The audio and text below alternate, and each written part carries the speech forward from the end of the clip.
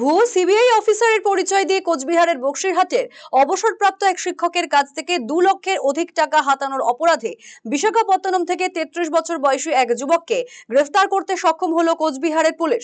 গত 8ই জানুয়ারি কোচবিহারের বসিরহাট থানার ভানুকুমারীর মদনমোহন পাড়ার এক অবসরপ্রাপ্ত শিক্ষককে ফোন করে বলা হয় যে আপনার ফোন মানি লন্ডারিং কেসে ব্যবহার করা হয়েছে।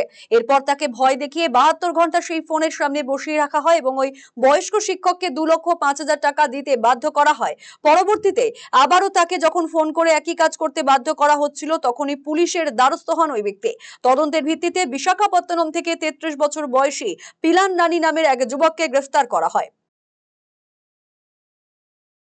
আপনারা জানেন যে সাইবার অপরাধ নিয়ে আমরা বিভিন্ন জায়গায় সচেতনতার বার্তা দিচ্ছি এবং ডিজিটাল অ্যারেস্ট সম্বন্ধেও সবাইকে আমরা সচেতন করছি।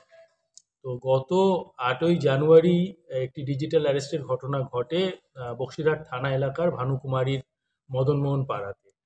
এক ব্যক্তিকে সে একজন ফোন করে, তাতে সিবিআই পরিচয় দিয়ে তাকে 72 ঘন্টা ফোনের সামনে বসে থাকতে বলে। তো এবং তার থেকে টাকা চাওয়া হয়, যে তাকে বলা হয় একটি মানি লন্ডারিং কেসে তার ফোন নাম্বার নাকি ব্যবহার হয়েছে এবং তার এটা অপরাধমূলক কাজের সাথে তিনি জড়িত আছেন। এই করবার পর তিনি 2,05,000 টাকা দিতে বাধ্য হন। তার থেকে আরও টাকা চাওয়া হয়েছিল এবং 72 ঘন্টা তাকে ফোনের সামনে, মোবাইল ফোনের সামনে বসে থাকতে বাধ্য করা হয় সিবিআই পরিচয় দিয়ে। কিন্তু পরের দিন তিনি ভুল বুঝতে পারেন এবং আর টাকা না দিয়ে তিনি আমাদের পুলিশের দ্বারস্থ হন। আমরা তার যে ইয়েতে অ্যাকাউন্টে ট্রান্সফার হয়েছিল টাকা, সেই অ্যাকাউন্টের আমরা ডিটেলস বার করি এবং আনুষঙ্গিক আরও কিছু তথ্য আমরা বার করি।